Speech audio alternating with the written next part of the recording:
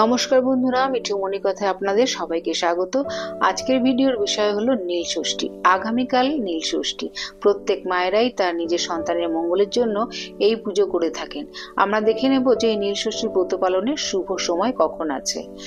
নীল ষষ্ঠীর সময়সূচি 13 এপ্রিল 2025 বাংলা 30 চৈত্র রবিবার সন্ধে 5টা 59 থেকে সন্ধে 7টা 33 পর্যন্ত থাকছে এই শুভ সময়টা। এবারে জেনে নেব যে নীল ষষ্ঠীর ব্রত পালনের উপকরণ কি কি। গঙ্গা মাটি বা শুদ্ধ মাটি, বেলপাতা, গঙ্গা জল, দুধ, দই, ঘি, মধু, কলা, বেলের কাটা ও মহাদেবের পছন্দের যে কোনো ফুল।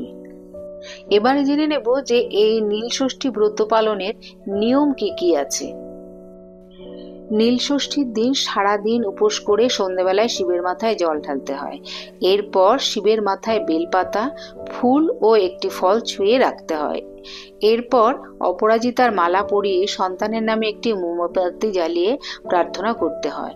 উপোস ভাঙার পরেও এদিন ফল, সাবু ইত্যাদি আর ময়দার খাবারই খেতে হয়। এমনকি সন্দক লবণ দিয়ে খাবার খেতে হয় বলে মনে করা হয়। ব্রতর দিন উপোস করে নিষ্ঠা করে কিছু নিয়ম মানলে ভক্তের মনোবাঞ্ছা পূরণ করেন দেবাদিদেব। আজকের ভিডিওটি এই পর্যন্ত। আপনারা আগামীকাল নীল ষষ্ঠীর ব্রত পালন করুন খুব নিষ্ঠা করে সন্তানের মঙ্গল কামনার জন্য। সবার সন্তান যেন থাকে দুধে ভাতে। আবার দেখা হচ্ছে পরবর্তী কোনো ভিডিওতে, পরবর্তী কোনো পর্বে।